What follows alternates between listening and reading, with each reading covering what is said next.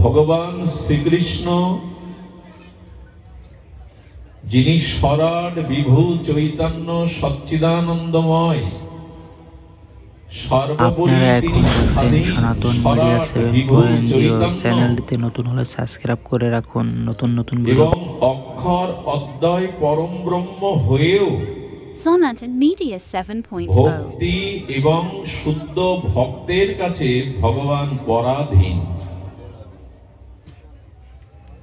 যিনি অখণ্ড পরতত্ত্ব স্বরাট বিভু চৈতন্যময়,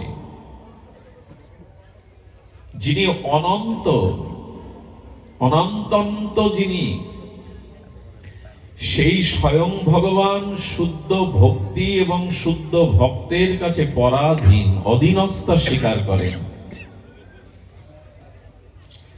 তিনি নিজ মুখে শ্রীমুখেই বলেছেন, অহং ভক্ত পরাধীন,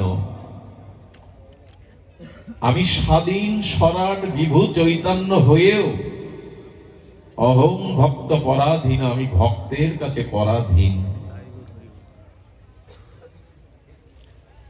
আমি গিরিরাজ গোবর্ধন কনিষ্ঠ অঙ্গুলিতে ধারণ করার ক্ষমতা রাখি, সক্ষমতা রাখি, এটা আমার কাছে, আমার ঐশ্বর্যের কাছে কিছুই নয়। ছোট্ট শিশু যদি ছোট্ট একটি ছত্র বা ছাতা ধরে, এটা কঠিন নয়, কিন্তু মা যশোদার রঞ্জু দ্বারা বন্ধন কাটার শক্তি আমার নাই। আমি গিরিরাজ ধারণ করতে পারি, আমি অনন্ত ঐশ্বর্যময়, অনন্ত সর্বশক্তিমান তত্ত্ব, কিন্তু মা যশোদার বাৎসল্য প্রেমের রঞ্জু দড়ি কাটার ক্ষমতা আমার নাই, কারণ আমি ভক্তের অধীন। স্বয়ং ভগবান ভক্তের অধীন। ভগবান এও বলেছেন, মানুষের যদি জীবন না থাকে, জীবাত্মা না থাকে, সে যেমন মৃত। গোবিন্দ বলছেন, ভক্তই আমার জীবন। ভগবান বলছেন, ভক্তই আমার জীবন। ভগবান এও বলেছেন, ভক্ত ব্যতীত এই জগতে আমার কেউ প্রিয় নাই। আহা, ভক্ত ব্যতীত এই জগতে আমার কেউ প্রিয় নাই। কেমন নাই? নিজ মুখে বললেন, ন তথা আমি প্রিয়তম আত্মজনীন শঙ্কর। হে উদ্ধব, তুমি শোনো, আমার ভক্ত আমার কাছে যত প্রিয়, অতীব প্রিয়, আমার পুত্র আমার কাছে তত প্রিয় নয়। ভগবানের নাভিকমল থেকে জাত প্রজাপতি ব্রহ্মাও ভগবানের এত প্রিয় নাই যতটা ভক্ত তার প্রিয়। এবং শঙ্কর্ষণ ভগবান শিবও আমার কাছে অতটা প্রিয় নয় যতটা আমার ভক্ত আমার কাছে প্রিয়। আত্মজনী শঙ্কর, শুনবে উদ্ধব, আমার প্রিয়তমা লক্ষ্মীও আমার কাছে এতটা প্রিয় নয় যতটা ভক্ত আমার কাছে প্রিয়। ভক্তবৎসল ভক্ত ভিন্ন নাশকারী নৃসিংহদেব যখন তেজমূর্তিতে প্রকট হয়েছিলেন, সমগ্র পৃথিবী নৃসিংহদেবের তেজদীপ্ত অগ্নিতে যেন পৃথিবী পুড়ে ছারকার হয়ে যাওয়ার অবস্থা। দেবতারা শঙ্কিত হলেন, ব্রহ্মাদি দেবগণ এসে স্তুতি করতে লাগলেন, কিন্তু নৃসিংহদেবের সেই ক্রোধ তেজ তারা প্রশমিত করতে না পেরে কমলা দেবী লক্ষ্মীকে সামনে পাঠালেন, কিন্তু লক্ষ্মীর দিকে ফিরেই তাকাননি ভগবান। যখন বাৎসল্য প্রেমের প্রহ্লাদ ভক্ত মৃদুমন্দ এসে ভগবান নৃসিংহদেবের কোলের কাছে এলেন, ভগবান নৃসিংহদেব বড় আদর করে, বড় প্রেম ভাবে প্রহ্লাদকে কোলে তুলে নিয়ে যখন মুখের দিকে তাকালেন, প্রহ্লাদের বাৎসল্যময় ভক্তের মুখ দেখে ভগবানের তেজ, তার ক্রোধ প্রশমিত হলো। তিনি প্রহ্লাদকে জিহ্বা দিয়ে লেহন করতে লাগলেন।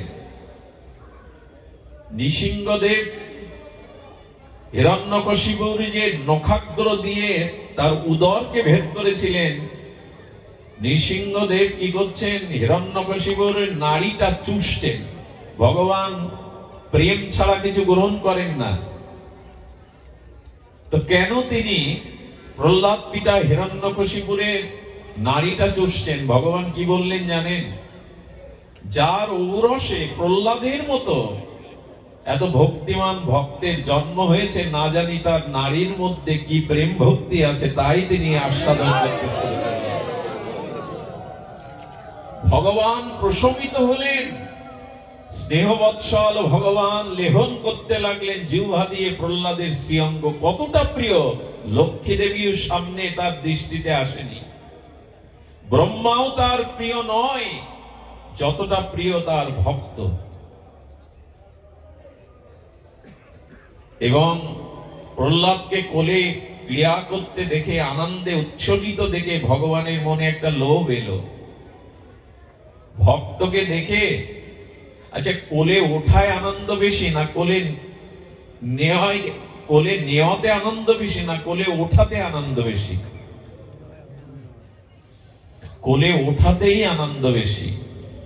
প্রহ্লাদ যখন ভগবানের করুণা ঘন নৃসিংহদেবের কোলে বসে আর হাত পা তিনি ছোড়াছুড়ি করে প্রেম আনন্দ প্রকাশ করছেন, পরমানন্দে যখন তিনি আনন্দে যেন খেলছেন,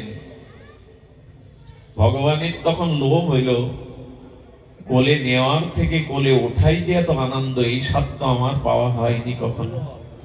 এর আগে আমি মৎস্য, কুর্ম, বরাহ, নৃসিংহ অবতারে এসেছি, কিন্তু মায়ের কোল আলো করে, মায়ের স্নেহ বৎসল সন্তান হয়ে আমি তো কোলে উঠে দেখিনি যে কি আনন্দ। ভগবান তখন স্মরণ করলেন, এরপর যতবার জগতে আবির্ভূত হব, কোন ভক্তিময়ী মায়ের কোল আশ্রয় করে আমি এই স্বাদ নেব যে কোলে ওঠাতে কত আনন্দ। তো ভগবান তার ভক্তই জীবন, ভক্তই তার একমাত্র প্রিয়। আর এই সকল ভক্তগণের মধ্যে তার অতীব প্রিয় ব্রজের ব্রজবাসীরা, ব্রজ সুন্দরী গোপীরা। আমি জানি না কেন একটু ব্রজের কথা বলতে স্বাদ হচ্ছে। নরসিংদী থেকে যেসব ভক্তরা কত দূর থেকে এসেছেন, তারা ছুটে এসেছেন, মনে হয় শ্রী গুরু মহারাজ, শ্রী গ্রন্থরাজ, অভিন্ন ভাগবত। আচ্ছা, ভাগবত কথাতে ব্রজের কথা কেন আসবে? সনাতন হিন্দু ধর্মে, সনাতন বৈদিক সভ্যতায়, সনাতন ধর্মে যত গ্রন্থ আছে, কেবল দুটি গ্রন্থে শ্রীমৎ এই কথাটি আছে, শ্রীমৎ। আর কোন গ্রন্থে এই বিশেষণ দেওয়া হয়নি। শ্রীমৎ ভগবত গীতা, শ্রীমৎ ভাগবত, শ্রীমৎ ভাগবত আর শ্রীমৎ ভগবত গীতা। অন্য কোন শাস্ত্রে দেখবেন শ্রীমৎ এই শব্দটা উল্লেখ হয়নি। শ্রীমৎ ভগবত গীতা ভগবানের মুখনিসৃত দিব্য চিন্ময় বাণী। কুরুক্ষেত্রের রণাঙ্গনে বিষাদগ্রস্ত অর্জুনকে দিয়ে জগৎবাসীকে যে দিব্য বাণী, মহাবাণী বলেছিলেন, সেটি শ্রীমৎ ভগবত গীতা। ভাগবত কাকে বলে?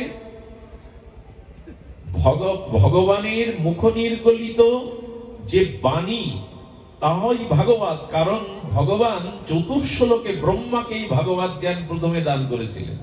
ভগবানেরই মুখপদ্ম বিনিসৃত বাণী। ব্যাসদেব যখন ভাগবত লিখলেন, ভগবানের চরণে নিবেদন করলেন, আপনার অভিন্ন স্বরূপ, কলিযুগের ভাস্কর ভাস্কর সূর্য স্বরূপ এ ভগবান, আমি ভাগবত গুরুদেবের প্রেরণায়, দেবশ্রী নারদের প্রেরণায়, আপনার কৃপা শক্তিতে এই ভাগবত রচনা করেছি। রাধারানী পাশে বসেছিলেন। রাধারানীর বদনটা অপ্রসন্ন, খুব ধ্যান দিয়ে শুনুন, অপ্রসন্ন বদন রাধারানী। বললেন, হে করুণাময়ী, হে কৃপাময়ী, আপনার বদন কেন প্রসন্ন নয়? এই ভাগবতকে আপনাকে প্রসন্নতা দান করবে না? রাধা ঠাকুরানী বললেন, আপনার ভাগবতে আমার নামই তো নেই।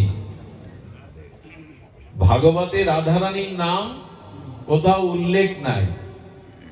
ব্যাসদেব চিন্তা করলেন, রাধার শক্তি তো লাদিনী শক্তি, রাধারানী হলেন শক্তি, গোবিন্দ হলেন শক্তিমান। শক্তি ছাড়া শক্তিমানের শক্তিত্ব থাকে না। থাকে কি? শক্তি দেয় বলেই তো তুমি শক্তিমান, ধন আছে বলেই তো তুমি ধনবান, রূপ আছে বলেই তো তুমি রূপবান। শক্তি না থাকলে শক্তিমানের কোনো ক্রিয়া, পাওয়ার হাউস থেকে বিদ্যুৎ না থাকলে এই বাল্বগুলো, এই মাইকটা আর বাজবে না। তেমনি রাধারানী হলেন গোবিন্দের লাদিনী আনন্দদায়িনী শক্তি, গোবিন্দ শক্তিমান। রাধারানীর নাম নাই। নাম নাই তার কারণ আছে। সুখদেব গোস্বামীর মতো মহাভাগবত প্রেমিক, এই আত্মতত্ত্ব যিনি পরমহংস বলে দিল, তার জিহ্বায় যদি একবার রাধা নাম প্রেম ভরে উচ্চারণ হয়, উনি প্রেমে মূর্ছিত হয়ে পড়ে থাকবেন।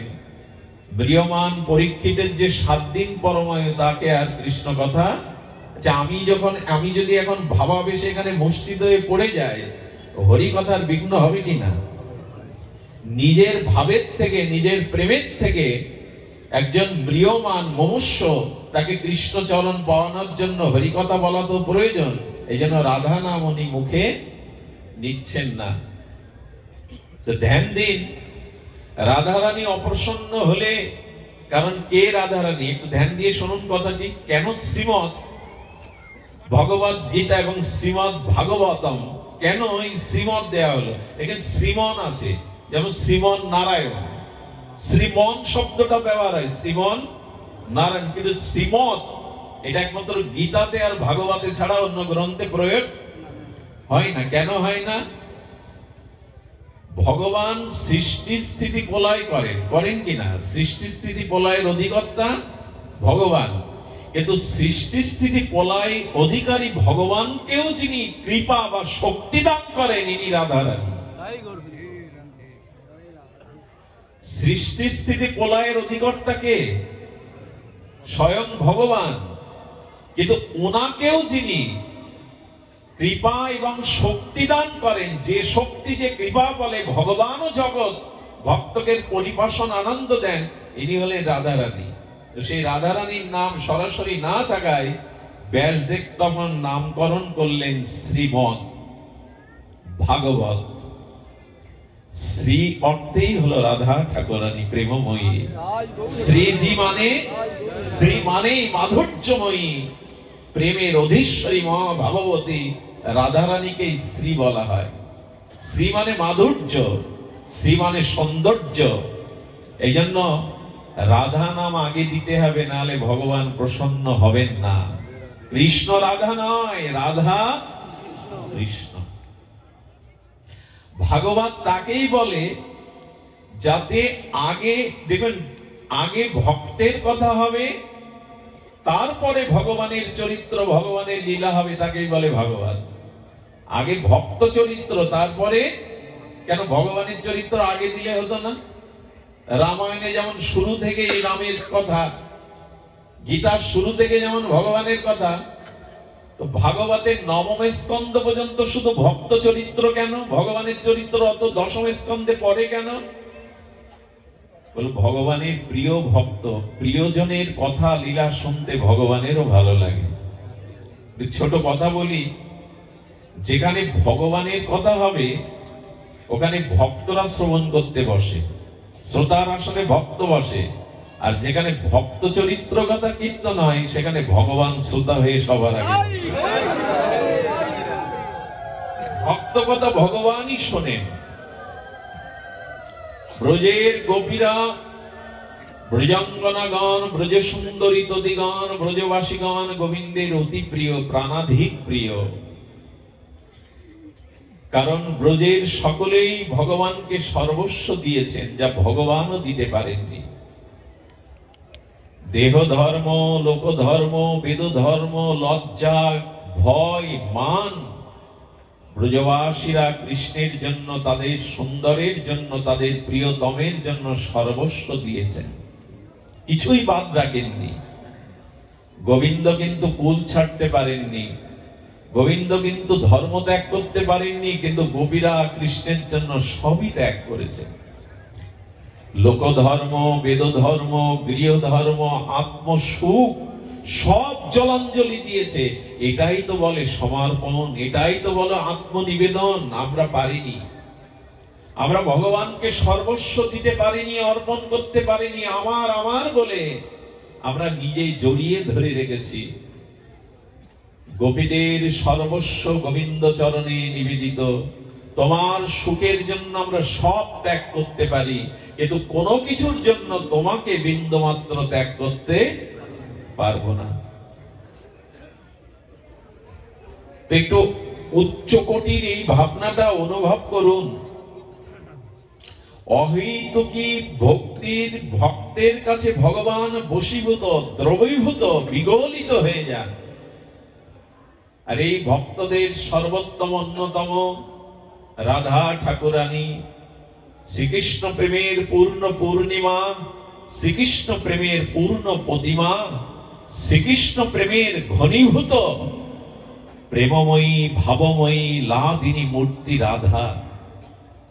সেই রাধা রানী গোবিন্দের কত প্রিয়, তার প্রেম অধীনতা গোবিন্দ কিভাবে স্বীকার করেছেন গীত গোবিন্দ কবি জয়দেব তুলে ধরেছেন। এই শ্লোকটি বড় আদরের, এই শ্লোকটি একটু ধ্যান দিয়ে শ্রবণ করুন। রাধারানী গোবিন্দের কত প্রিয়, এই শ্লোকটি গীত গোবিন্দে ভক্ত রসিক কবীন্দ্র কবি জয়দেব লিখতে পারেননি, লিখতে গিয়ে থেমে গিয়েছিলেন।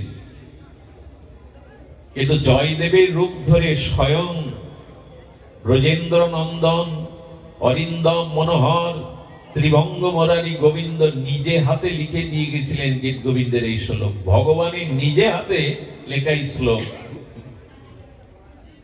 রাধারানী মানবতী হলে মানিনী রাধারানী, মানবতী রাধারানীর মান প্রসাদের জন্য গোবিন্দ রাধারানীর চরণের কাছে বসে পড়তেন। সমপর্যায়ে বসতেন না, রাধারানীর চরণে বসতেন। চরণে বসে চরণের দিকে দৃষ্টি দিত গোবিন্দের। প্রেমময়ী ভাবময়ীর চরণ দুখানা গোবিন্দ প্রথমে হাতে তুলে নিতেন। করপল্লবে প্রেমময়ীর চরণ দুখানা দেখতে দেখতে গোবিন্দের চোখ ঝাপসা হয়ে যেত। বিন্দুবন্ধ প্রেমশ্রু রাধারানী প্রেমময়ীর চরণে পতিত হতো। গোবিন্দ চরণ দুখানা নিয়ে হাতে নয়, মাঝে মাঝে আপন বক্ষে চেপে ধরতেন। একে অনুরোধ করি, এখানে রাধারানীকে কোন রক্ত মাংসের কোন যুবতী রত্ন কল্পনা করে একথা শুনবেন না। রাধারানী কোন যুবতী রক্ত মাংসের আমাদের মতো জড়া প্রকৃতির শরীর নয়। কৃষ্ণ প্রেমটাই রাধা, তারা দুই নয়।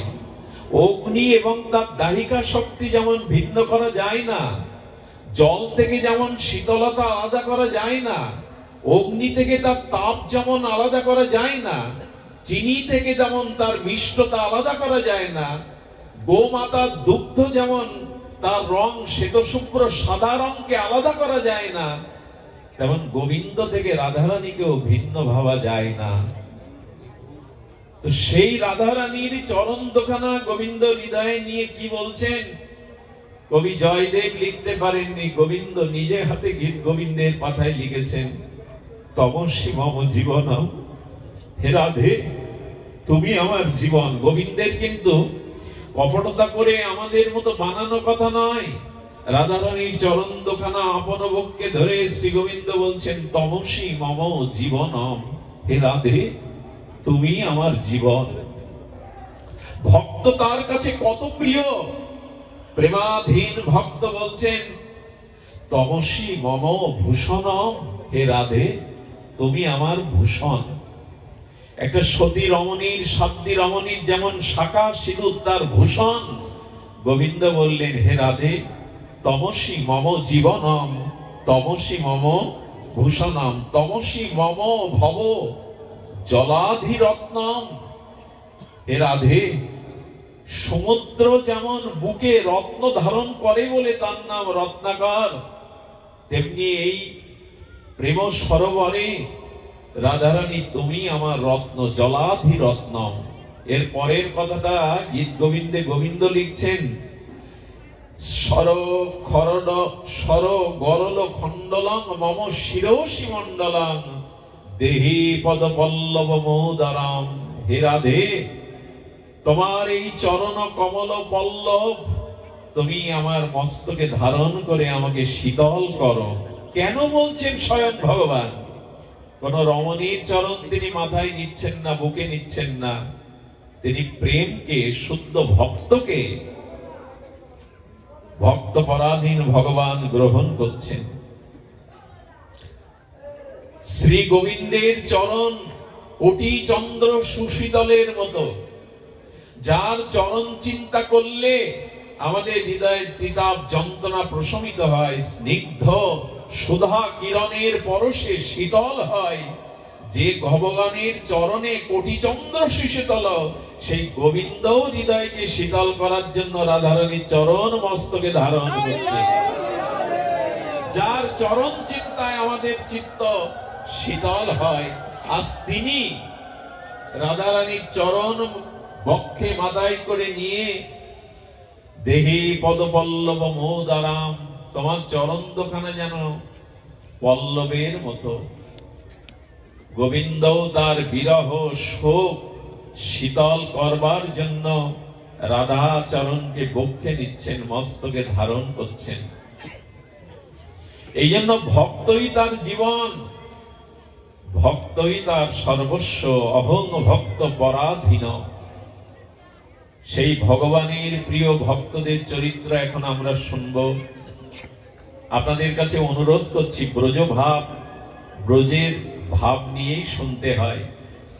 ব্রজ কথা কোলাহলের মধ্যে হয় না, অন্য মনস্কতার মধ্যে হয় না। এটি ভাব রাজ্য, প্রেম রাজ্য। এই জন্য এই দেহকে এখানে রেখে মনে মনে ব্রজে চলে যেতে হবে। গোপীর আনুগত্য বিনা ঐশ্বর্য জ্ঞানে ভজিলেও নাহি পাই ব্রজে, ব্রজেন্দ্র নন্দনে। ব্রজ ভাব চাই, ব্রজের ভাবটা হৃদয়ে এনে তবে ব্রজ কথা শুনতে হবে। ব্রজ মহিমা সাধন করতে গেলে মানসে বৃন্দাবনের চিন্তা করতে হবে, মানসে ব্রজের ভাব হৃদয়ে নিতে হবে। ব্রজভাবের কথা আপনাদের কি শোধাবো, কি জানাবো, মনে পড়ছে সেই কথা। পৃথিবীতে কোন শাস্ত্রে, কোন গ্রন্থে লিখিত হয়নি ব্রজ অনুরাগ। এই কথা গ্রন্থে ভাষায় প্রকাশ করা যায় না। মনে আছে আপনাদের পুরানো দিনের বহুবার চর্চিত, বহুবার এই প্রসঙ্গ বলা হয়েছে। ব্রজের ভাব কেমন জানেন? আহা, এক মা গাভী মাতার জন্য কিছু ঘাস কেটে গাভীমার খাদ্যের জন্য বয়ে আনছেন। প্রখর রৌদ্র, রাজস্থানের এটি স্থান, বালিগুলো যেন অগ্নি হয়ে গেছে, পা দিলেই ফসকা পড়ে যায়। কাঠ ফাটা প্রখর সূর্যের তেজ। এক 80 বছরের বৃন্দাবন আশ্রিত শুদ্ধ ভজনানন্দী ওই পথ দিয়ে চলেছেন বৃদ্ধ, কিন্তু পিপাসায় এই তপ্ত রৌদ্রে, তপ্ত বালুকণায় তার ওষ্ঠগত প্রাণ, একটু জল না পেলে তিনি বাঁচবেন না। আর ব্রজবাসী সেই মা গাভী মায়ের জন্য কিছু তৃণগুচ্ছ করে মাথায় করে আসছেন। ব্রজবাসীরা যখন হাঁটে তখন মনে হয় ওরা নৃত্য করছে, ওরা যখন কথা বলে তখন মনে হয় সঙ্গীত সুধা আলাপ করছে। ওদের কথাটাই সঙ্গীত, ওদের চলাটাই নৃত্য।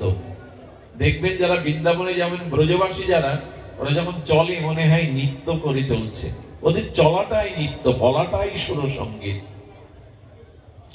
বাবাজি মহারাজ সেই ব্রজবাসী মাকে দেখে বললে, লাডলি পিপাসা কা পানি মিলেগা, মানে পিপাসার জল একটু পাওয়া যাবে? বাবাজির দিকে তাকিয়ে ব্রজবাসী মা বলছে মাথায় বোঝা নিয়ে, ইয়া সে পানি নাহি মিলেগা, দূর গাঁও সে জানা পড়েগা। বাবা, ওই বহু দূরের যে গ্রাম, ওইখানেই পানি মিলবে, মানে জল মিলবে। ব্রজবাসীদের জলকে ওরা পানি বলে। তো বহু দূরে মিলবে, বাবাজি পড়ে গেছে, পড়ে গিয়ে বলছে, হারাদে হে করুণাময়ী, এখানেই বুঝি আমার দেহ অবসান, তোমার চরণে এখানেই চিরদিনের মতো আমি বিশ্রাম পাবো, আর আমি এক পাও চলতে পারবো না, বাঁচবো না। যেই বলেছে আর আমি বাঁচবো না, হে রাধে, ব্রজমা কিছু পা এগিয়ে গিয়েছিল, পেছনে এসে বোঝাটা নামিয়েছে, নামিয়ে বললে, বাবা খুব পিপাসা, খুব পিপাসা লেগেছে। হ্যাঁ রে মা, একটু জল ছাড়া আমি বাঁচবো না। বাবা খুব পিপাসা লেগেছে, বলে হ্যাঁ রে মা, আমি জল ছাড়া এক বিন্দু আর এক মুহূর্ত বাঁচবো না। পৃথিবীর কোন শাস্ত্রে লেখেনি এমন কথা। ওই ব্রজ যুবতী মা বুকের পশম সরিয়ে দিলেন, তার স্তনের বিন্দু বিন্দু অমৃত দুগ্ধ বাবার ঠোঁটে পড়তে লাগলো। ওই অমৃত দুগ্ধ ঠোঁটে পড়লেই তিনি প্রেমে মুষ্টিত হয়ে পড়ে গেলেন। যখন বাবাজির চেতনা ফিরল, তখন ব্রজমা যে পথ দিয়ে ধোলায় চরণ অঙ্কিত হয়েছে ওখানে গড়াগড়ি দিচ্ছে আর বলেছিল, মারে আমার এ জন্মের না, আমার অনন্ত জন্মের পিপাসা আজ নিভে গেল, পিপাসা আজ বুঝি সম্পন্ন হলো। এটি কি কোনো শাস্ত্রে লেখা কথা? লেখা নয়। শ্রীধাম বৃন্দাবনে বড় পণ্ডিত বাবা শুনিয়েছিলেন রাধা কুণ্ডে বসে। এই হলো ব্রজবাসীরা, এদের প্রেম জগতে কোনো গ্রন্থে লিখে বলে বর্ণনা করে শেষ করা যাবে না। এক বুড়িমা বসে আছে বারান্দায়, দরজাটা খুলে বসে আছে, কেন জানে? এই ঘর বেঁধেছি, এই সংসার রচনা করেছি, আমার গোপাল এই ঘরে আসবে বলে। বসে বসে বুড়িমা চিন্তা করছেন, গোপাল এলো, নূপুর ধ্বনি তুলে সেই গোপাল এলো আমার ঘরের ভিতরে, এই তো প্রবেশ করলো। মনে মনে ধ্যান করছে, ওদের চিন্তা, ওদের ভাবনা, ওদের মনন গোপালকে নিয়ে, গোপালের সুখের জন্য। গোপাল এলো, ঘরে কিছুটা ননি খেলো, ছড়ালো, আর ননি ভাণ্ড নিয়ে গোপাল দৌড়াচ্ছে। ওই চোখ বন্ধ করেই ভাবতে ভাবতে গোপাল ধর, গোপাল ধর, গোপাল ধর বলে দৌড়াচ্ছে। এক বাবা বলছে, ও মা, সামনে তো কেউ নেই, কাকে ছুটছো দৌড়ে ধরবে বলে?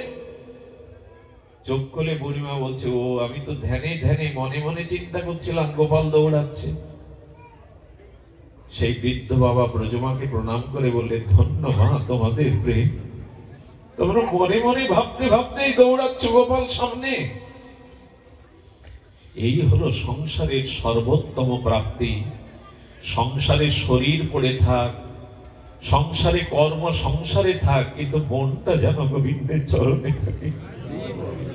মনও যদি তাকে না দেয়, সংসারে যদি মন প্রাণ ধন ঐশ্বর্য সব সংসারকে দেই, বড় ঠকে যেতে হবে, অনেক জন্ম ঠকতে হবে। এই জন্য গোবিন্দ আমাদের কাছে অন্য কিছু চাননি, মন মনা ভব, তোমার মন আমায় দাও।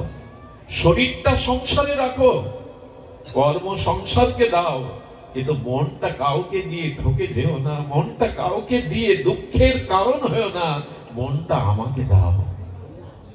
ভগবানকে মন না দিতে পারলে অভিশাপ ঘুচবে না, এই পুনঃ পুনঃ জন্মচক্র ঘুচবে না। এই জন্য আসুন আমরা ব্রজভাবটি একটু আস্বাদনের করার জন্য মনটাকে প্রস্তুত করি। এখানে বসেও কিন্তু আপনি ভাবরাজ্যে যেতে পারবেন না যদি আপনার মন প্রবেশ না করে। এই জন্য আমরা আজ ব্রজভাবের একটা অপূর্ব লীলা শুনবো, যে লীলাটি ইতিপূর্বে আমি আপনাদের সামনে কখনো আলোচনা প্রসঙ্গে আনিনি। কেন জানি মন চাইছে রাধারানীর এই পরম লীলাটি একটু আস্বাদনে কৃপা করুন, করুণা করুন, চরণ ধুলি দিয়ে সিক্ত করুন, যাতে ব্রজভাব ব্রজ মাধুর্যকে হৃদয়ে ধারণ করে তার কথা তার লীলা তিনি প্রকাশ করিয়ে নেন। জটিলার মন্দিরে নিভৃত কক্ষে বসে আর প্রভাত কালে বিষভানু রাজনন্দিনী প্রেমময়ী রাধা রানী ভাবছে। খুব ধ্যান দিন, এবার কথার দিকে ধ্যান দিতে হবে। মনে মনেই চলে যান শ্রীধাম বৃন্দাবনে জটিলার মন্দিরে নিভৃত কক্ষে প্রেম ভাববতী রাধা ঠাকুরানী প্রভাতে যেন কি ভাবছে। ওইখানে চলে যান, রাধারানীর মুখবদনটা, কমল বদনটা, প্রেমময়ীর বদনটা দেখুন। ভাবছে কার কথা জানেন? শ্যাম সুন্দরের কথা। রাধারানীর স্বপনে, শয়নে, জাগরণে শ্যাম সুন্দরের সেবা ভাবনা ছাড়া, তার সুখ ভাবনা ছাড়া রাধারানী অন্য কোনো ভাবনা ভাবতে শেখেননি, জানেনও না। কেমন জানেন? নয়নে বচনে সকল কর্মে সকল মননে সকল হৃদয় তন্ত্রে রাধারানীর শ্যাম সুন্দরের মহিমা চিন্তন হয়, অনুরণন হয়। শব্দগুলোর দিকে ধ্যান দিন। নয়নে বচনে, রাধারানীর নয়ন শ্যাম সুন্দরকে ছাড়া জগতে আর কিছু দেখে না। রাধারানীর বচনে শ্যাম সুন্দরের কথা ছাড়া অন্য কথা বলে না, শ্যাম ছাড়া অন্য কথা বলে না। নয়নে বচনে সকল কর্মে সকল মননে সকল হৃদয় তন্ত্রে মঙ্গলময় গোবিন্দের ভাবনায় বাজে রাধারানীর, অন্য ভাবনা আসে না। রাধারানী নিভৃত কক্ষে জটিলার মন্দিরে বসে আর তিনি প্রভাত কালে ভাবছেন। এমন মুহূর্তে রাধারানীর স্বতন্ত্র চারজন প্রিয় সখী এলো। শ্যামলা, সরলা, মঙ্গলা এবং বিমলা। এরা কারা? এরা রাধারানীর স্বতন্ত্র সখী। স্বতন্ত্র মানে একটু ধ্যান দিতে হবে। আগেই বলেছি কোলাহলে ব্রজের মধ্যে যাওয়া যাবে না।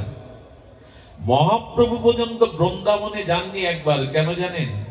যার সাথে লোক হয় লক্ষ কোটি, বৃন্দাবনে যাওয়া নহে পরিপাটি। সনাতন বলেছিল প্রভু হই হুল্লোড় করে বৃন্দাবনে যাওয়া যায় না, একা যাও, পারলে একজনকে সাথে নিয়ে ভাবের মধ্যে দিয়ে যাও।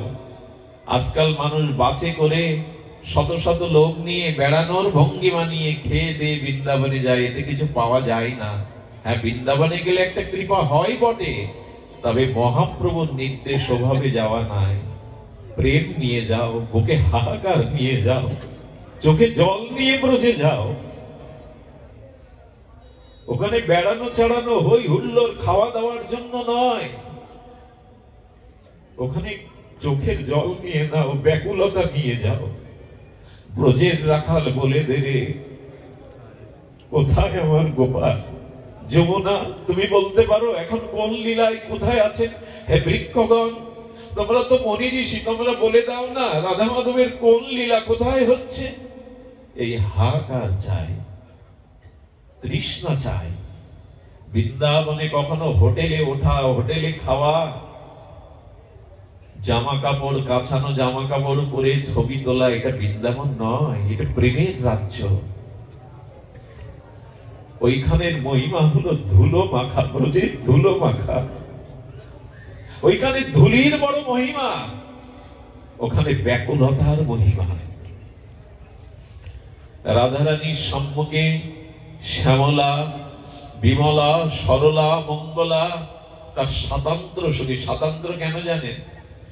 রাধা মাধব দুইজনকে ভালোবাসে সকলে, কিন্তু কৃষ্ণের থেকে অধিক ভালোবাসে যারা রাধারানীকে, এরা রাধারানীর স্বতন্ত্র সখী। যুগলকে ওরা ভালোবাসে, কিন্তু কৃষ্ণের থেকে যারা অধিক পরিমাণে রাধারানীকে ভালোবাসে, এরা রাধারানীর প্রাণ প্রিয় স্বতন্ত্র সখী। শ্যামলা, বিমলা, সরলা, মঙ্গলা এসে রাধারানীর সামনে দেখা দিয়েছে। রাধারানী ওদের দেখে প্রসন্ন বদনে বলছেন, শুদ্ধ ভক্তের দর্শন হলে আমার আজ দিন ভালো যাবে। তোরা এসেছিস, তোরা এসেছিস, আজ আমার দিন ভালো যাবে। একটা কথা বলি, প্রভাতে যদি সাধু দর্শন করেন কোন প্রকৃত বিশুদ্ধ ভগবানের প্রিয় ভক্ত, সেদিন আপনার মঙ্গল যাবেই যাবে। আজ আমার দিন ভালো যাবে, আমি হরিভক্তের দর্শন পেয়েছি। রাধারানী জগৎকে শিক্ষা দিচ্ছেন সকালে উঠেই সাধু দর্শন। আমার তো মনে হয় রাতে যদি আপনাদের মতো ভক্ত দর্শন হয় তো রাতটাও ভালো যাবে, হরিচিন্তায় যাবে। সাধু দর্শনেই শোক দূরে যায়, তাপ জুড়ে যায়, সংসারের মলিন জঞ্জাল বিষয় চিন্তা মন থেকে বিদূরতে হয় সাধু দর্শন করলেই। দর্শনে পবিত্র করো এই তোমার গুণ। গঙ্গা স্নান করলে পাপ যেতেও পারে, নাও যেতে পারে, আপনার শ্রদ্ধার উপরে নির্ভরশীল, কিন্তু সাধু দর্শনে মনের ময়লা যাবেই যাবে, চিত্ত শুদ্ধি হবেই হবে। বিমলা শ্যামলাকে রাধারানী আসন দিয়েছেন, এই জন্য ভক্ত আসলে কি করতে হয় দেখো, রাধারানী নিজে নির্মল আসন পেতে দিয়ে বলছেন, তোমরা এসেছো এই নির্মল প্রভাতে, তোমরা এসেছো, আজ আমার দিন বড় ভালো যাবে, বসো তোমরা। কি কারণে এলে? শ্যামলা, বিমলা, সরলা, মঙ্গলা বলছেন, হে ঠাকুরানী, হে রাধে প্রেমময়ী, আমরা তোমার মুখে আমাদের প্রাণনাথ ব্রজনাথের গতকাল নিশি বিলাসের কথা শুনতে এসেছি। খুব ধ্যান দিন, খুব অপূর্ব এই তত্ত্বটি, এই লীলাটি। মানে গত রাতে প্রেম নিকুঞ্জ বিলাস মন্দিরে তোমার আর শ্যামসুন্দরের কি সেবা হয়েছিল আমরা শুনতে এসেছি তোমার কাছে। গত রাত্রে বিলাস সেবা কিরূপ আমাদের শোনাও। রাধারানী তখন খুব প্রসন্ন হয়ে বলছেন, তোমরা গোবিন্দ কথা শুনতে এসছো, প্রিয় পরমের কথা শুনতে এসছো। আচ্ছা, রাধারানীর মুখে যদি গোবিন্দের গুণগাথা হয় সেটা কেমন আস্বাদন হবে? রাধারানী তো প্রেম দিয়ে গড়া, প্রেমময়ীর মুখ দিয়ে যদি শ্যামসুন্দরের তার প্রিয়তমের কথা হয় সেটা কেমন হবে? প্রিয়জনের কথা, যে যাকে ভালোবাসে তার কথাটা দেখবেন। বিদেশ থেকে খোকা চিঠি লিখেছে মায়ের কাছে, মা লেখাপড়া জানে না, পড়তে জানে না, গ্রামের মাস্টার মশাইয়ের কাছে ছুটি গিয়ে বলছেন, আমার খোকার চিঠিটা পড়ে শোনান না মাস্টার মশাই। মা তুমি ভালো আছো তো? তোমার কথা বড় মনে পড়ে মা। যখন এইসব কথাগুলো বলছেন, মা আনন্দে কাঁদছেন, চোখ দিয়ে তার বিন্দু বিন্দু জল পড়ছে। আচ্ছা, যে চিঠিটা পড়ছে তার এইরকম ভাব হচ্ছে তো? তার চোখে জল আসছে তো? মানে একই তো শব্দ, তার আসছে না কেন? বলো, মায়ের মতো প্রীতি, মায়ের মতো মমতা মাস্টার মশাই নেই, এই জন্য ওই কথাগুলো মাকে ছুঁয়ে যাচ্ছে। তো যারা ভক্ত রাধারানীর কথা, তাদের ওই মায়ের মতো ছুঁয়ে যায়। যাদের রাধারানীর সাথে সম্বন্ধ আছে, প্রিয়তা আছে, এই জন্য হরিকথা সবার ভালো লাগে না, হরিকথাতে সকলে মন বসাতে পারে না, কারণ ভগবানকে না ভালোবাসলে হরিকথা প্রিয়তা আসে না, আবার হরিকথা না শুনলেও ভগবানের প্রতি প্রিয়তা আসে না। রাধারানী তখন বললেন, তোরা বড় উত্তম প্রস্তাব নিয়েছিস, আমার শ্যামসুন্দরের কথা শুনবি? তবে শোন, আমার শ্যামসুন্দরের কথা শোনার মতো আমি সোনার মানুষ পেলাম না। কথাটি খুব মার্মিক কথা বলছে, আমি সোনার মানুষ পেলাম না। রাধারানী স্বতন্ত্র সখীরা বললেন, ভাগবত পাঠ হলে সহস্র সহস্র মানুষ যায়, আর তুমি বলছো হরিকথা শোনার মানুষ পেলাম না? এই হাজার হাজার লোক তো আপনারাই এসে গেছেন, সহস্র লোক। রাধারানী তখন কি বললেন জানেন? বলে, হ্যাঁ রে, হরিকথাতে হাজার হাজার সহস্র সহস্র লোক আসে, তবে কি শুনতে জানিস? কেউ রামায়ণের কথা শোনে, কেউ বা পুরাণের কথা শোনে, কেউ মহাভারতের কথা শোনে, কেউ বা ভাগবতের কথা শোনে, তবে সেটা সকাদের সাথে গোবিন্দের খেলা, কি মা যশোদার সাথে গোপালের বাৎসল্য লীলা। কিন্তু আমার প্রিয় পরম সুন্দর শ্যামকে হৃদয়ে প্রতিরূপে বসিয়ে সর্বস্ব অর্পণ করে আমার বধূর কথা কেউ শোনার মানুষ জগতে আমি পেলাম না। কথাটা আমি খুব দ্রুত বলে গেলাম। দেখবেন ভাগবত পাঠে হয়তো রামায়ণের কথা আসে, হয়তো মহাভারতের প্রসঙ্গ আসে, যদি বৃন্দাবনের কথাও আসে, সেটা সকাদের সাথে গোবিন্দের খেলা, তাই না, মা যশোদার সাথে তার লীলা। কিন্তু রাধারানীর মতো, গোপীদের মতো গোবিন্দকে প্রতিরূপে সর্বস্ব অর্পণ করে পরম প্রতিরূপে এই যে সখী সাথে গোপী সাথে গোপীনাথের যে অপূর্ব প্রেমময় কান্তা ভাবের লীলা কথায় সোনার মানুষ জগতে বড় বিরল। রাধারানী বললেন, এই সোনার মানুষ তোরা শুনতে এসেছিস, আমার বড় আনন্দ হচ্ছে, তবে শোন, আমার বধূর কথা, আমার বধূর কথা বলতে আমার বড় ব্যাকুল, কিন্তু কাকে বলবো? সত্যি কথা দেখবেন, আজকাল ভাগবত পাঠে এই গোপী আনুগত্যে ব্রজের রাগ ভক্তির কথা খুব কম হয়, এগুলি নেওয়ার শ্রোতা জগতে খুব কম। কারণ রাধা মাধবের কথা বলতে গেলেই আমাদের মানস মনে যুবতী যুবকের জগতের ভাবটা, প্রাকৃত ভাবটা এসে পড়ার সম্ভাবনা থাকে। এই জন্য এ কথা সবখানে বলতে নেই, কেন জানি না। আজ এখানে পরিবেশটা একটু অন্যরকম লাগছে আমার কাছে। সব শুদ্ধ ভক্তদের মাঝে এ কথা যদি না বলি আর কোথায় বা জানাবো। এই জন্য চলুন রাধারানীর মুখে তার প্রিয়তমের গত নিশির বিলাস পুঞ্জের কথা শুনি। এই কথা শুনতে গেলে পুরুষ অভিমান ছেড়ে দিতে হবে, গোপী আনুগত্যে গোপী ভাব নিতে হবে। খুব অদ্ভুত কথা বলছেন রাধারানী, শোন তবে। প্রাণবধূর কথা শোনার মানুষ পেলাম না, তোরা এসেছিস। এরা কেন বলছি জানেন? এরা রাধারানীর অত্যন্ত প্রিয়। কেমন প্রিয় জানেন? গোবিন্দ ব্যাকুল হয়ে রাধারানীকে অন্বেষণ করছেন, কোথা রাধা। ধ্যান দিন, কোলাহল করবেন না। তো সঙ্গে সঙ্গে এক রাধারানীর প্রিয় সখী তাকে দেখে বলছে, বলো না, বলো না রাধে কোথায়, বলো না প্রেমময়ী কোথায়। গোবিন্দ ব্যাকুল হয়ে গেছে। বলে, দেখো তুমি ব্যাকুল হয়ে না শ্যাম, আমি রাধারানীকে মিলিয়ে দেব। রাধারানীকে শৃঙ্গার করে কুঞ্জ মন্দিরে রেখে আর শ্যাম সুন্দরকে হাত ধরে নিয়ে গিয়ে ওরা যুগলে বসিয়েছে। গোবিন্দ রাধারানীকে পেয়ে এতটা প্রসন্ন হয়েছেন, সঙ্গে সঙ্গে নিজের গলার মালা খুলে ওই মঞ্জুরিকে পরাতে গেছেন। মঞ্জুরি বলছে, কানাই তোমার গলার মালা আমি পরবো না। আচ্ছা, এমন হতে পারে আপনাকে যদি স্বয়ং গোবিন্দ নিজের গলার মালা খুলে দিতে যায়, আপনি বলবেন আমি নেব না? কিন্তু রাধারানীর এই স্বতন্ত্র সখী মঞ্জুরির ভাবনা দেখে বলছে, শ্যাম ও মালা আমি জীবনেও নেব না। বলি, কেন? আমি আমার গলার মালা তোমাকে দিচ্ছি, তুমি রাধারানীকে মিলিয়ে দিয়েছো। বলে, রাধারানীর গলায় যদি প্রসাদী হয় তবেই নেব, তোমার প্রসাদী মালা আমরা ধারণ করি না। একটা কথা বলি, এরা রাধারানীর প্রতি কেন এত স্বতন্ত্র কেন জানেন? কোন কালেই কৃষ্ণ প্রেম পাবেন না যদি রাধারানী কৃপা না করে।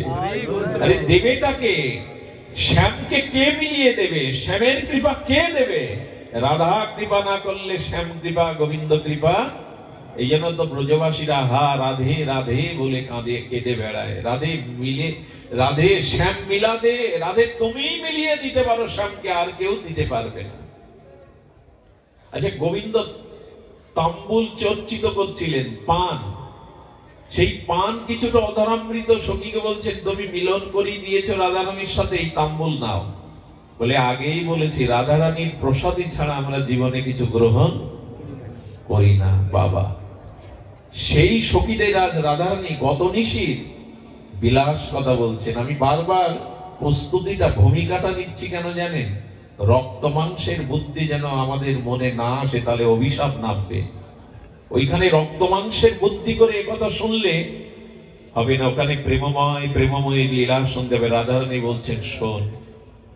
রাধারানী শুরু করেছেন, ওরে কাল নিকুঞ্জ প্রেম মন্দিরে বধূ আর আমি এক শয্যায় শয়ন করেছিলাম। জানিস রে, আমার বধূ পরশমণি। রাধারানী বললেন, আমার বধূ পরশমণি। ওরে শ্যামলা, ওরে বিমলা, আমি এমন ছিলাম না, আমার এত অনুরাগ ছিল না। আমার বধূ পরশমণি, বধূর ছোঁয়াতে আমি এত অনুরাগ পেয়েছি, এত প্রেমময় অনুরাগ পেয়েছি, আমি এমন ছিলাম না। পরশ পাতরের স্পর্শে যেমন লোহা সোনা হয়, বধূর পরশে আমি অনুরাগিনী হয়েছি। ভগবানের একটু সেবা, একটু প্রেম, একটু ভক্তি আমাদের কি করে জানেন? পরশ পাতরের মতো এই অঙ্গকে সোনা করে দেয়। কেমন জানেন? পুতনার লাশটাকে খন্ড খন্ড করে ব্রজবাসীরা চিতা জ্বালিয়ে দিয়েছিল। সেই চিতা থেকে এক দিব্য অপার্থিব দিব্য গন্ধ সমস্ত ব্রজকে, বাতাসকে আমোদিত করছিল। ব্রজবাসীরা বলছে, পুতনা রাক্ষসী, শিশু ঘাতিনী, পাপিয়সী, তার চিতা থেকে এই দিব্য গন্ধ আসছে কেন? পূর্ণমাসী দেবী বলেছিলেন, গোবিন্দকে কালকূট বিষ স্তনে করে পুতনা হত্যা করতে যায়, আর গোবিন্দ তার ওষ্ঠ দিয়ে অধর দিয়ে পুতনার স্তনকে একটু স্পর্শ করেছিল, তাই গোবিন্দের অধর অমৃত স্পর্শে পাপিয়সী পুতনার দেহটা দিব্য সুগন্ধময় হয়ে গেছে, সেই সুগন্ধের বাতাস বইছে। রাধারানী বললেন, আমি এমন ছিলাম না রে, আমার এমন অনুরাগ ছিল না। বধূর পরশমণির পরশে আমি অনুরাগিনী হয়েছি। একটি জিনিস দেখবেন, লজ্জার রং আলাদা হয়। কারো ভিতরে অনুরাগ ভালোবাসা জন্মালে তার মুখ লাল হয়ে যায়, যায় না? অনুরাগের একটা রং আছে, খুব প্রীতি, খুব ভালোবাসা, খুব অনুরাগ ভেতরে দেখবেন মুখটা লাল হয়ে যায়। অনুরাগের একটা রং আছে। রাধারানী বললেন, বধূর পরশে আমি এমন ছিলাম না রে, এখন যেমন দেখছি আমার অনুরাগিনী হয়ে গেছে। রাধারানী বললেন, তার পরশ এই অনুরাগের ছোঁয়া পেয়েছে। আরো শুনবি তোরা? শোনো না প্রাণ দিয়ে। বলে, জানিস বধূ আমাকে পালঙ্কে রাখেনি সারা রাত, বধূ আমাকে পালঙ্কে রাখেনি।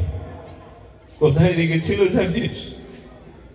পালঙ্কে আমার কোমল অঙ্গ ব্যথা পাবে বলে বধূ সারা রাত আমাকে হৃদয়ে রেখেছিল, পালঙ্কে রাখেনি। আগেই বলেছি, একথা শুনতে গেলে বাইরের দৃষ্টি দূরে সরিয়ে দিন। রাধা কৃষ্ণকে এখানে রক্ত মাংসের কিছু ভাবলেই কিন্তু অভিশাপ নেমে আসবে, খুব সতর্ক হয়ে শুনতে হবে। রাধারানী বললেন, বধূ আমায় এত ভালোবাসে, আমাকে পালঙ্কে রাখেনি, সারা রাত আমাকে হৃদয়ে রেখেছে। হৃদয়ে রাখার জিনিস তো রাধারানী, আমরাই শুধু তাকে হৃদয়ে নিতে পারলাম না। এই হৃদয়ে আছে অনন্ত জন্মের ভোগ বাসনা, কামনা, কাম, ক্রোধ। গোবিন্দ বলছেন, প্রেমময়ীকে হৃদয়ে নাও, আর কিছু হৃদয়ে রেখো না, বাধা হয়ে দাঁড়াবে। হরি কথা কেন শুনতে হয় জানে? অনেক জন্মের আবর্জনা জমে গেছে হৃদয়ে। এটি হরিকথা কর্ণ দিয়ে হৃদয়ে প্রবেশ করলে ধুয়ে যাবে, মুছে যাবে।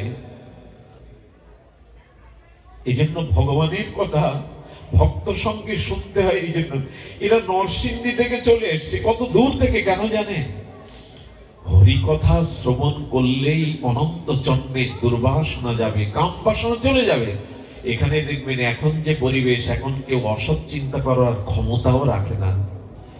এর মধ্যে যারা বসেছেন না, যারা খুব একটু শ্রদ্ধা, বিশ্বাস, আনুগত্য নিয়েছেন হরিকথার, এর মধ্যে কোনো বিকার আসার সম্ভাবনা কারো নাই। এই জন্য সাধুমুখে হরিকথা জীবনের অন্যতম শ্রেষ্ঠ পাওয়া। ভগবানকে পাওয়ার থেকে সাধু সঙ্গে হরিকথা পাওয়া আরো শ্রেয়, আরো পরম। হরিকথা ভজন পাওয়াটা আরো পাওয়া। ওরে জানিস, সারা রাত বধূ আমায় বুকে করে রেখেছে। যেমন দেখবেন, সন্তান যদি প্রস্রাবাদি করে বিছানা ভিজিয়ে রাখে, অনেক মা তাকে বুকে করে সারা রাত কাটে, ওই ভিজে জায়গায় রাখে না। ভালোবাসে বলেই তো এমনটা হয়। রাধারানী বললেন, আমাকে পালঙ্কে রাখেনি রে, আমাকে সারা রাত হৃদয়ে রেখে দিয়েছে। এমনি করতে করতে কখন যে নিশি প্রহর, নিশি ফুরিয়ে গেল। ভোরের দীপ্ত আলোকে পূর্ব দিগন্ত যখন উদ্ভাসিত, তখন বধূ উঠল। বধূ আমাকে পালঙ্কে বসালো, বসিয়ে কি করলো জানিস?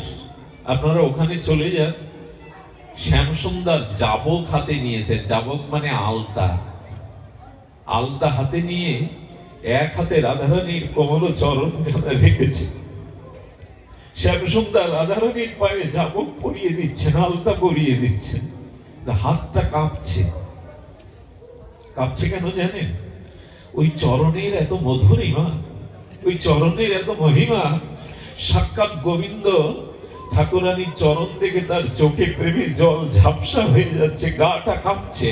আলতা ঠিক মতো পরাতে যাচ্ছে না, বারবার চোখের জল মুছে আলতা রাঙায় রাঙিয়ে দিল রাধারানীর কোমল চরণ। যদি কখনো রাধারানীর চরণটা একবার চিন্তা করতে পারে, চিত্তে প্রেম দেখা দেবে, ভক্তি দেখা দেবে। ওই চরণে আলতা পরিয়ে দিলেন। রাধারানী তখন বললেন শ্যামলাকে, আলতা পরাতে পরাতে বধূ কি করলো জানিস? বধূ আমার চরণের ধারে তার নাম শ্যাম নাম লিখে দিল। কেন নাম লিখছ বধূ, কেন তোমার নাম লিখছ?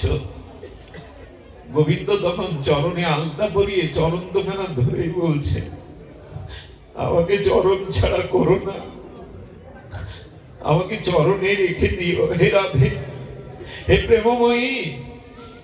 গোবিন্দ এ কথা আর কাউকে বলতে পারে না। আমাকে ধারে মানে কি জানেন? ধারে মানে পাশে। আমাকে তোমার চরণে রেখে দিও, চরণ ছাড়া করো না। এ খুব নিবেদনের কথা। হে প্রিয় পরম, সংসারে সবকিছু সরে যাক, কিন্তু তোমার চরণ থেকে দূরে সরে না যায়। তোমার চরণ ছাড়া করো না রাধে, আমাকে চরণের ধারে রেখো। শ্যামসুন্দর বললেন, আজ আমি চিরদিনের মতো তোমার চরণে আমার দাসখত লিখে দিলাম, আমি তোমার দাস। মহাপ্রভু এই পদটি বলেছিলেন, গোপী ভট্ট পদ কমলায় দাসানো দাস। মহাপ্রভু বললেন, আমি ব্রাহ্মণ নই, আমি ক্ষত্রিয় নই, আমি জ্যোতি নই, সন্ন্যাসী নই, গৃহী নই, বানপ্রস্থী নই। গোপী ভট্ট পদ কমলায় দাসানো দাস। আমি শ্রী গোবিন্দের আনন্দ ঘনের চরণের যে দাস, সেই দাসীরও চরণের দাসী স্বরূপ। মহাপ্রভু বলছেন, গোবিন্দ বলছেন, হে রাধে, আমি আজ দাসখত লিখে দিলাম, আমাকে দাস করে রেখো। খুব ধ্যান দিয়ে শুনুন কথাটি। রাধারানীর চোখে জল। শ্যামসুন্দর যেন বলছেন, ধারে মানে, ধার মানে ঋণ, আর ধার মানে কাছে থাকা, ধারে থাকা। বললেন, আমার নাম আর আমি তো অভিন্ন, তাই আমার নাম রূপে আমি তোমার চরণের ধারে রইলাম, আমাকে ধারে রেখে দিও, আমাকে চরণে রেখে দিও, চরণ ছাড়া করো না। এরপরে বধূ কি করলো জানিস তোরা? শ্যামলাকে, সরলাকে, বিমলাকে বলছেন, এরপরে বধূ কি করলো জানিস? এরপরে বধূ কি করলো? কত ভালোবাসে বধূ আমায়। বধূ তখন আমার চরণের ধুলি নিয়ে অঙ্গে মাখতে লাগলো। রাধারানীর চরণ রেণু গোবিন্দ নিজ অঙ্গে মাখতে লাগলো। এটা ধুলি নয়, এটা প্রেমের অনুরাগ। আমি ঋণী হে রাধে, হে ব্রজগোপী, তোমরা আমার জন্য সর্বস্ব ছেড়েছো, আমি তোমাদের জন্য কিছু ত্যাগ করতে পারিনি।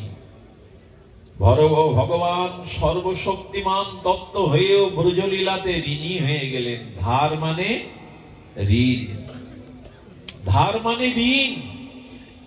একটু ধ্যান দিন।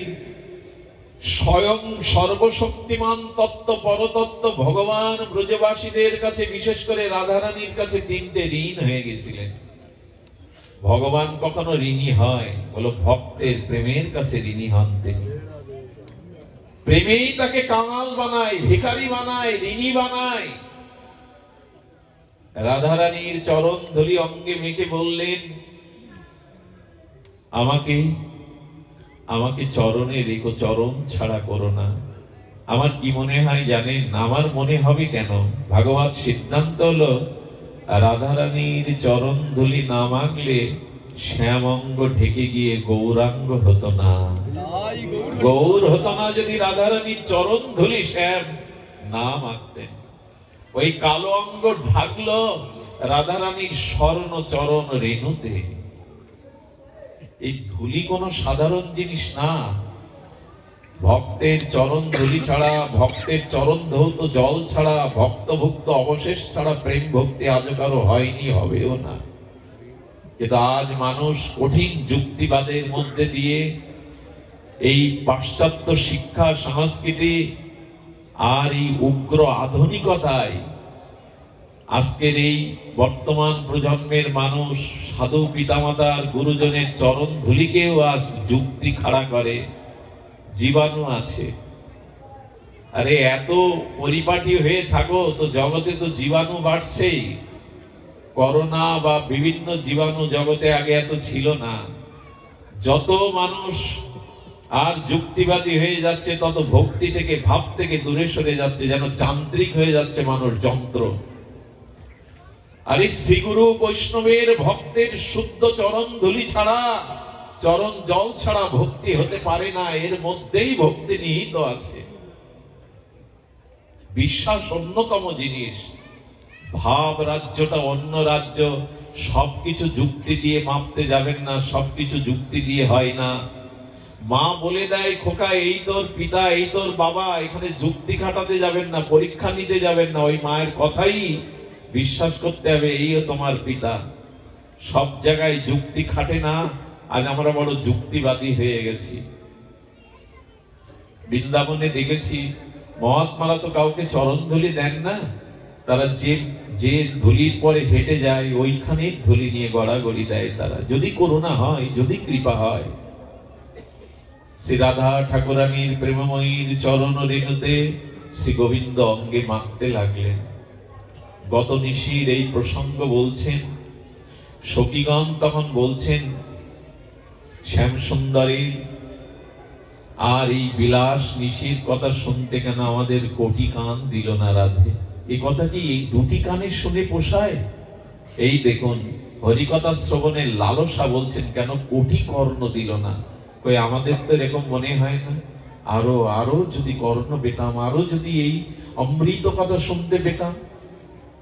রাধারানী তখন বললেন, তোদের যেমন কোটি কর্ণ পাওয়ার ইচ্ছা হচ্ছে শোনার, আমারও বলবার জন্য যদি কোটি মুখ পেতাম, কোটি বদন পেতাম, তবু মধুর কথা বলে আমি হয়তো তৃপ্তি পেতাম। শুধু আগ্রহ আমাদের জাগলো না।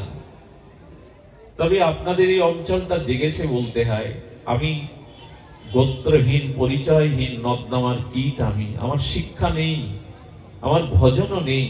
তবে এত মানুষ এত রাত জেগে এমন নীরবে শুদ্ধ পরিবেশে হরিকথা শোনা, আমার মনে হয় এই অঞ্চলের মাটির কোনো গুণ আছে। এখানে পূর্বে কোনো সাধকদের আবির্ভাব হয়েছে, নালে হরিকথাতে মানুষের এইভাবে জাগরণ হয় না। আজ ভাঙা, মকসিদপুর, টেকেরহাট, এই যে অঞ্চলগুলি আপনাদের, এই বৃহত্তম ফরিদপুর, বৃহত্তম মাদারীপুরে অনেক মনীষীর জন্ম, অনেক মহামানব এসেছেন, এটা তাদেরই ভজন প্রভাব। এইখানে আজও যে পরিবেশ, এটা সব জায়গায় কল্পনা করা যায় না।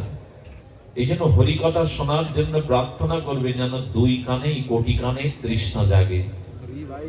রাধারানী বললেন, বধূর কথা বলতে গিয়ে আমারও মনে হয় কোটি বদন যদি পেতাম, কোটি মুখ যদি পেতাম, তাহলে হয়তো বধূর কথা কিঞ্চিত বলে আমার পিপাসা মিটত।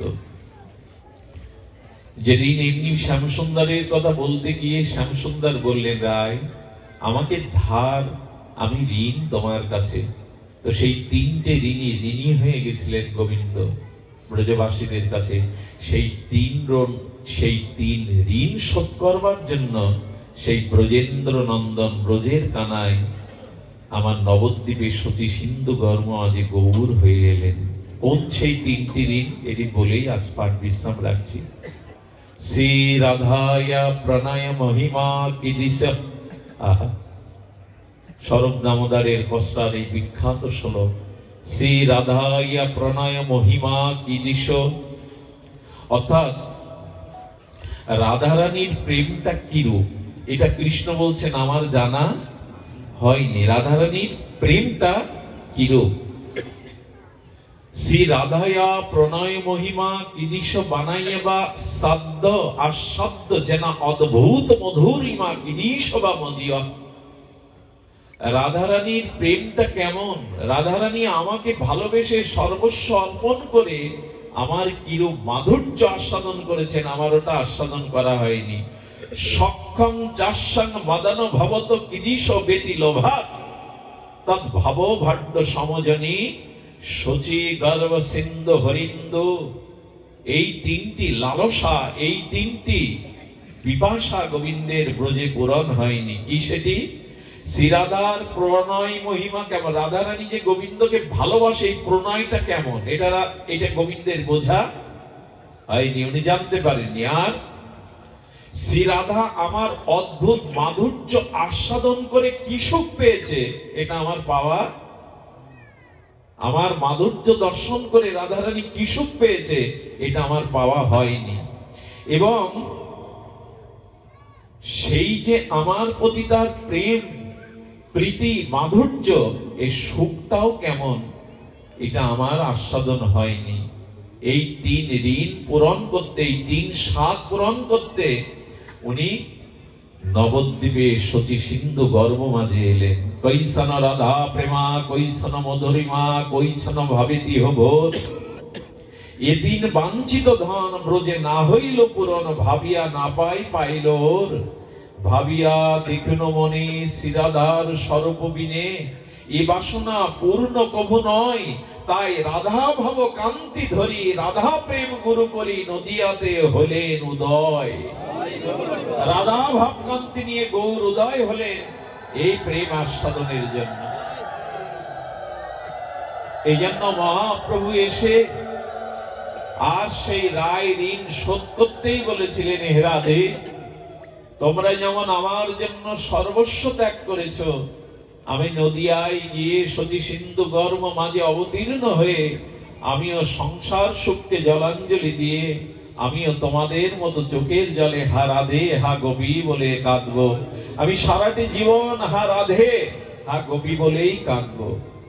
এই জন্য অনুরোধ করব, সেই রাধা ভাবকান্তি নিয়ে মহাপ্রভু এসেছেন। আমরা মহাপ্রভুর নিতাই চরণ যদি আশ্রয় না করি ওই রাজ্যে পৌঁছাতে পারবো না। কে জানতো রাধা রানীকে, কে জানতো বৃন্দাবনকে, কে জানতো রাধা প্রেমকে, কে জানতো নিকুঞ্জ মন্দিরের প্রেম সেবা যদি গৌর না হতো কেমনে হইতো, কেমনে ধরিতাম দে রাধার মহিমা প্রেম রসসীমা, জগতে জানাতোকে যদি গৌর না হইতো। মধুর বৃন্দা বিপিন মাধুরী প্রবেশ সাতরি সার, কে বা নিকুঞ্জ প্রেম মন্দিরে প্রবেশ করাতো যদি গৌর না হতো, নিতাই না হতো। যেন আমাদের বাঙালি সনাতনী হিন্দুদের জীবনে গৌর নিতাইকে আমাদের অবশ্যই হৃদয়ে ধন করে রাখা উচিত। নিতাই গৌর ছাড়া আমরা হরিনাম পেতাম না, ভাগবত পেতাম না, যুগল সেবা পেতাম না, শ্রীরাম বৃন্দাবনে রাধা তত্ত্ব জানতে পারতাম না। এটা নিতাই এবং গৌরের অবদান। এজন্য নিতাই গৌর চরণ আশ্রয় করেই আমাদের ভজন পথে অগ্রগামী। সত্যং সত্যং পুনঃ সত্যম সত্যমেব পুনঃ পুনঃ। পদ্ম পুরাণে কি শ্লোক দিচ্ছেন দেখুন, বিনা রাধা প্রসাদে নমাৎ প্রসাদন বিদ্যাতে, বিখ্যাত এই শ্লোক। ভগবান শ্রীকৃষ্ণ বললেন, সত্য সত্য পুনঃ ত্রিসত্য করে আমি বলছি, রাধারানীর কৃপা ব্যতীত স্বতন্ত্র ভাবে কেউ আমার কৃপা পায়নি, পাবে না, পাওয়ার সম্ভাবনাও নাই। গোবিন্দ বলছেন সত্য সত্য পুনঃ সত্য করে বলছেন ত্রিসত্য। রাধারানীর কৃপা ব্যতীত স্বতন্ত্র ভাবে আমার কৃপা কোনো কালে পাওয়া যাবে না। গোবিন্দ বলছেন যখনই কেউ রা উচ্চারণ করে আমি তার দিকে চেয়ে থাকি, চেয়ে থাকি এই জন্য যদি রাধা বলে আমি তার পেছনে ছুটে বেড়াবো। গোবিন্দ বলছেন আমি তার পেছনে ছুটে বেড়াবো কেন? বলে তাকে নিজেকে বিক্রি করে দেব বলে। যে রাধা বলবে আমি তার কাছে, গোবিন্দ বলছেন নিজেকে আত্মবিক্রয় করে দেব। তাই রাধা নাম, রাধা চরণাশ্রয় আমাদের জীবনে কেন জানে? রাধা হলো আশ্রয়। আচ্ছা পুষ্কর যদি না থাকে, পুষ্করণী পুকুর, ওতে জল দাঁড়াবে? রাধারানী আশ্রয় তত্ত্ব, প্রেমের পুকুর, প্রেমের সাগর। কৃষ্ণ প্রেম অবগাহন করতে গেলে রাধারূপ আশ্রয়কেই আশ্রয় করতে হবে। আজ এইটুকুই। আপনাদের মঙ্গল হোক, সকলের কল্যাণ হোক। নরসিংদী থেকে দাদাদের পেয়ে আজ ব্রজকথা যেন প্রকাশ হলো। দূর থেকে যারা এসেছেন, দাঁড়িয়ে যারা রয়েছেন, সকলেই প্রসাদ পেয়ে গৃহকর্তাদের ধন্য করে যাবেন। শান্তদাকে